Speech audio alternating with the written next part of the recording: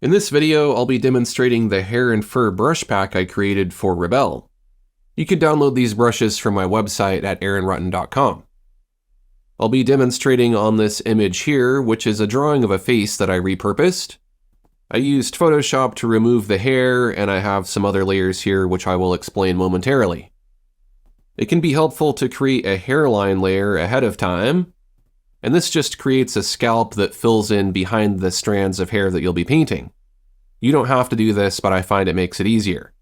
To make this, I just created a new layer, and if your head isn't already separate from your background, you can use a magic wand selection with contiguous enabled to click on the background to select it, then invert the selection, and now you'll have a selection of your head.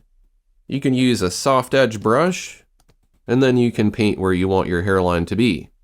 Make sure to avoid the ear if that's going to be overlapping the hair. I'm going to be quick and sloppy with this since it's a demonstration, but you can feel free to take your time. You can also switch to the eraser with E, and then you can do negative painting like this. I'll go back to my hair and fur brush pack, and I'll select this thin Clumpy follow brush. I'll show you more of what this brush can do later, but for now we just want to use it in the erase mode to paint right along the edge and just make this look like individual hairs that are growing rather than something painted on the head. Then you can switch back to the painting mode and paint some hairs going the other direction onto the face. Again, I'm being very quick and sloppy about this, but you should take your time. A lot of this is probably going to get covered up with hair anyways, so don't worry too much about it, but it's on a separate layer so you can always edit it later if you need to. This scalp or hairline layer does not have to be black, you can make it any color you like. To do that, lock the transparency, select a different color, and then use the paint bucket to fill it. You can try out different colors like so. I'm going to keep it black now to simplify things. Another thing that's helpful for painting hair is to paint your hair on a hair layer that is separate from your hairline or your scalp. Now we're ready to get into this first brush, which is thin Clumpy follow. I'm going to select black for my color. In case you played with any of the settings for these brushes, you'll want to reset them before following my demonstration. You can do that with this button here. I'll paint a stroke on the canvas, and this brush is going to follow the trajectory of my pen. So if I'm moving down, the bristles are going to be flat and point down this way. If I paint the other direction, they're going to follow that direction. So I can get this really dynamic looking stroke. I'll press delete to clear that out. Pen pressure controls the size or the thickness. So if I want thicker strands of hair, I can press firmly, or if I want thinner strands, I can press very lightly. The brush size also controls the strand width, so with a bigger brush, I can get bigger, thicker clumps of hair, and with a smaller brush, I get thinner, smaller clumps of hair. And you can of course mix these together to get hair that looks a bit more dynamic and realistic. So let's go ahead and reset our brush and let's try painting some of this on the scalp. Now when you're painting hair, you can't just make it all go one direction, it has to flow naturally. So this hair is going to kind of come up like this and swoop back, and we'll just begin to add some volume to the hair so that it sticks up off the scalp. And I'm just doing some really slow strokes, but I'll do some faster ones here because when you do it faster, it tends to work a bit better because the strokes end up being more spontaneous. You want to fill this in the middle here, but you can leave some gaps near the edges. And remember to taper your brush as well so that your hair flows naturally. Don't be afraid to use undos if you don't get your hair looking perfect. You could even have a hair that kind of comes down like this. You can add to this hair as well. You could have some go a little bit over the ear if you like. Go ahead and cover this area up here as well. And then again, you can always go to the erase mode if you want to subtract from this. You can make little gaps in the hair like so. Or you could break up the edges of the hair a bit like this. I'll switch back to painting mode. So this is thin Clumpy follow, which follows the trajectory of the brush. But there is also thin Clumpy tilted, and rather than following the trajectory of your brush, the angle of the bristles are going to follow the tilt of your brush. So if my pen is tilted to the left, my stroke looks like this. But if I tilt my pen up, it looks like this. So this will allow me to easily draw hairs that flow in a particular direction or angle. One example of how you might use this is for eyebrows. I'll just shave off the eyebrow here. I'll zoom in a bit so we can see this more closely. Right now my pen is pointed kind of to the left like this. And I'm just doing these quick strokes with lighter pressure. And I can easily draw my eyebrow like so. Zoom back out and see how that looks. So depending on the effect you want, you can use either of these brushes. This one tilts, and this one follows the trajectory of your brush. I'll hide my hair layer and create a new hair layer. And the next brush that we'll work with is Long, Dense, Tapered. This gives you a different style of hair. The hair is a bit thinner. Pen pressure can thin out the strokes to make them tapered. So I'll just do longer hair here. And again, think about how the hair flows. Think about the direction that you would comb the hair. This is going back, so I'm going to paint it back. And when I get down here where it's longer, I want to make sure it's nice and filled in and create these nice wavy strokes with tapering. Again, I can have strokes that come down like this and cover the ear a bit if you like. So as you can see, it's just a different style of hair. Now, if you want to cover a larger area, you can make your brush larger. So if I wanted to paint a lot of hair blowing in the wind or something like that, then I could do that. Or if I want just thin strands of hair, I can make my brush much smaller. Let's go ahead and hide that layer. Now you don't want your hair to be flat like this. You want to add some shading to it. Let's pick kind of a dark purple color like this. If I paint a stroke with this brush, you can see I can add some shading to it. But this shading is rather thick, so what you can do to make it thinner is you can look in the brush creator under stroke, and under opacity, you can set this slider lower. If I make it much lower, then you can see I get a thinner result here. Now this is not necessarily the best brush for adding detail to your hair. I have other brushes that can work better. But for all of these brushes, if you want to thin them out a bit, you'll be changing the opacity. Now before I demonstrate with any other brushes, let's quickly look at how to change the color of the hair. Once you've added all of this detail, you don't want to have to repaint it if you wanted, let's say, green or brown hair. So there's a couple of things you'll have to do. I'll go ahead and move this other hair layer out of the way temporarily and make sure that it's hidden. And I'll merge this long hair with the hairline. I'll hold Shift to select both of them and press Ctrl E to merge them. Now they're one single layer. Next, I'll go to Filter. I'll choose Hue Saturation, but you could try some of these other modes as well. I'll drag the hue slider, and I can easily change the color of the hair. Now because I made it black, it's a little bit tricky. I could make it lighter like this, but then it becomes kind of a gray and it doesn't look right, so it would definitely need more shading. One thing I could do is cancel, and I can use an airbrush with lock transparency enabled for that layer, and just lightly paint over it. Again, I'm being kind of sloppy here. Then go to Hue Saturation and change the hue like so. Let's say I want it to be this turquoise color. Of course, I'd want to go back to my hairbrush, perhaps select a darker color, maybe reset the brush, and add back in some shading so it's not so flat. But again, I'm just being quick and loose here for demonstration's sake. I'll demonstrate some more brushes on this image here. This is an AI-generated image that I painted a scalp onto. As you can see, it's set up just like the previous example. Let's try long, thin hair. I'll sample this base color. I'll just do a stroke on its own, and you can see how this looks. The hair is very thin and wispy. And rather than putting it on his head, I'm going to use it to give him facial hair. I'll just paint the strokes in the direction that I want them to go. I can curve them around like this to create contours on the face, and just paint over him several times to thicken him up. And again, you can switch to the erase mode if you want to shave it down a bit. I can of course make my brush bigger if I want to cover more of an area.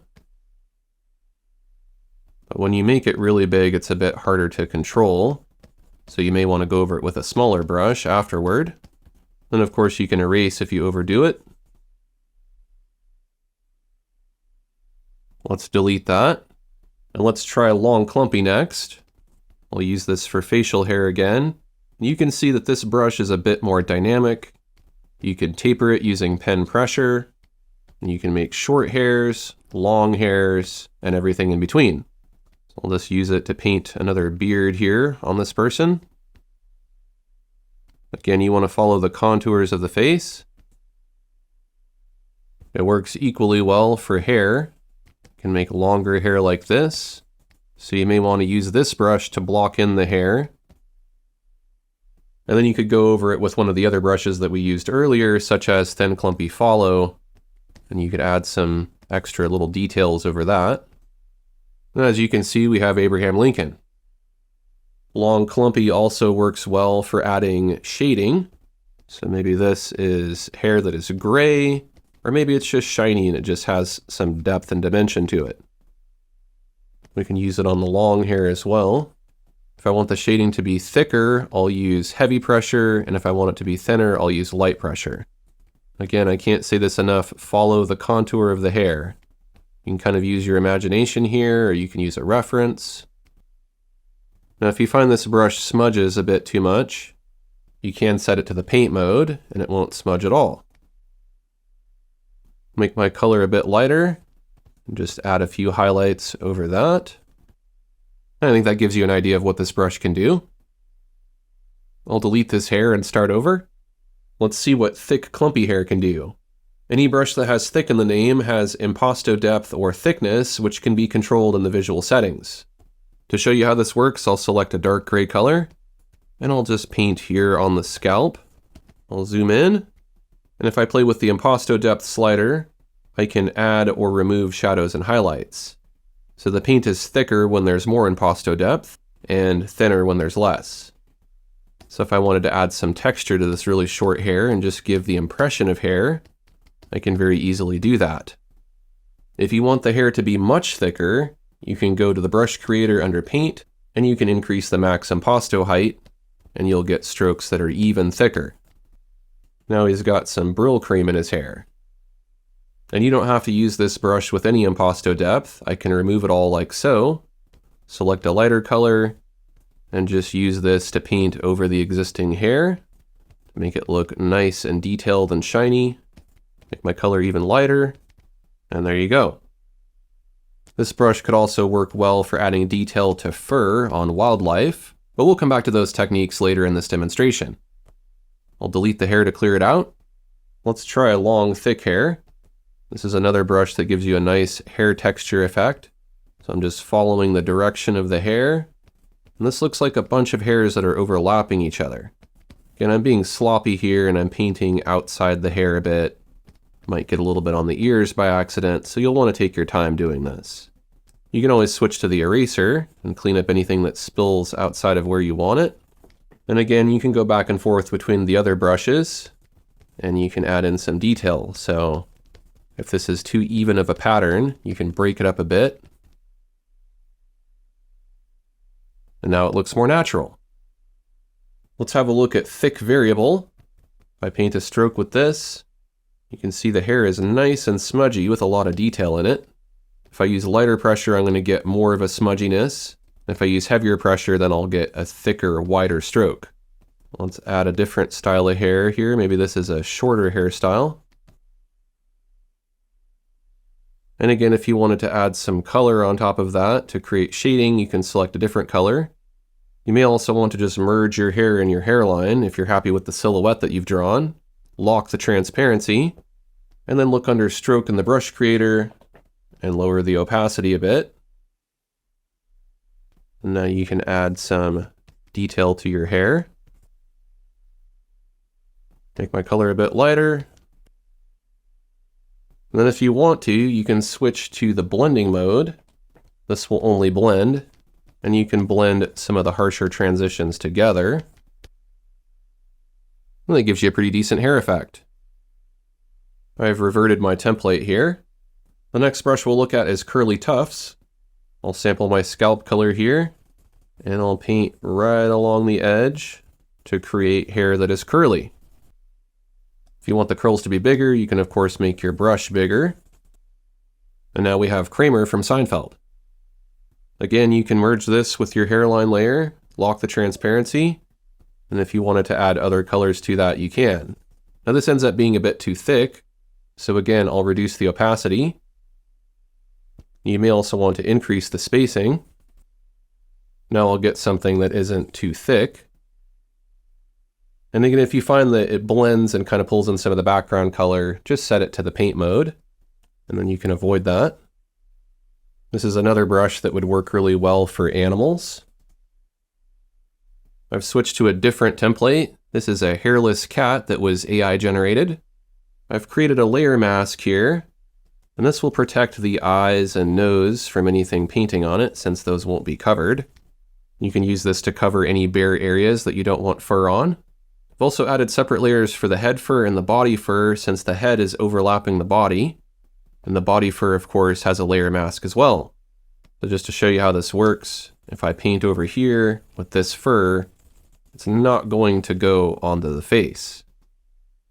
Let's try this thick tufts brush first. I'm painting on the body fur layer, and I'm using a dark blue.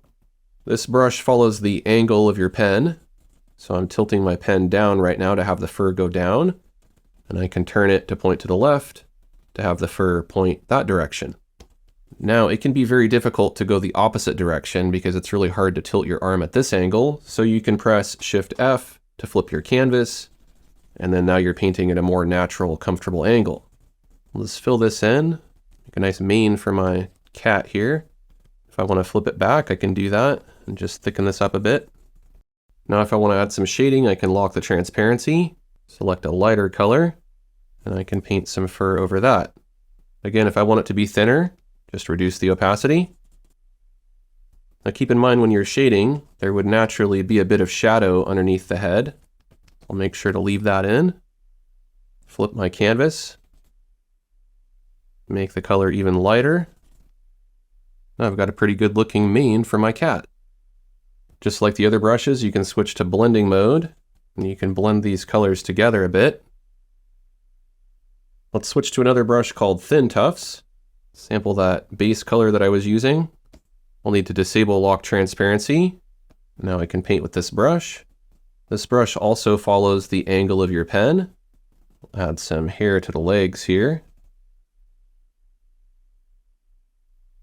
Then I can select my lighter colors, reduce the opacity a bit, and add in some shading. Again, I'm being pretty sloppy here, but you get the idea for how this brush works. If you want to trim off some hair, switch to your eraser, and you can make the hair a bit shorter like this if you want it to adhere more to the edge of the body. Right now this hair is sort of short and thin, but you can lengthen it and thicken it up if you change the size of the brush. If you want it to be really thin, then you can make your brush much smaller. Let's try Wavy Tufts. We'll go up here to the top of the cat's head on the head fur layer. Sample that base color again. Make my brush a bit bigger. Let's give this cat a nice mohawk like this. And again, I can lock the transparency and add in some of those other colors. You can bring the dark color back in over it again if you overdo it. I'll unlock the transparency, and you can see that this brush follows the angle of my pen as well, so I can easily contour it to the shape of the body. The next brush we'll look at is Short Tufts. I'm going to zoom into the face here. This brush also follows the direction my pen is tilted, so I'm going to put in some fur here on the face, flip my canvas so that I can easily get this angle here, and I can really easily create this nice short fur. And again, if you overpaint, switch to your eraser and just clean up those edges. I can lock the transparency, lighten my color, and I can add some highlights to that as well. That's definitely way better than painting each of those hairs individually. I'll unlock the transparency for these layers, and I'll paint on the body fur layer. Let's see what Scattered Short can do. If I paint with it on its own, you can see I get these broken hair effects, so this is kind of more of a fur texture. But if you wanted some stubbly fur, you can paint it on like so. And now the cat looks like maybe it has some hair, but it's really, really short and really sparse. And again, I can make that color lighter and add some detail to it, and so on. Short speckled fur is a really interesting brush. Make my brush a bit smaller and paint a stroke, and you can see your stroke will run out of paint. This allows you to really easily get these tapered effects. I can paint some hair like this. If I want those hairs to be longer, I'll want to look in the brush properties under length. Length is hidden by default, so you need to go up to this menu here, go to show sliders, and then show length. If I make the length longer, then the hair will be longer. And the final brush is thick fur wide. This is another brush that gives you a nice hair texture. So if I want to add some shorter, maybe more sparse fur to this poor cat, I can do that. And again, I can make my color lighter to make lighter fur, and so on. There you have it. That was a demonstration of the hair and fur brush pack I created for Rebelle. Download these brushes from my website at aaronrutten.com.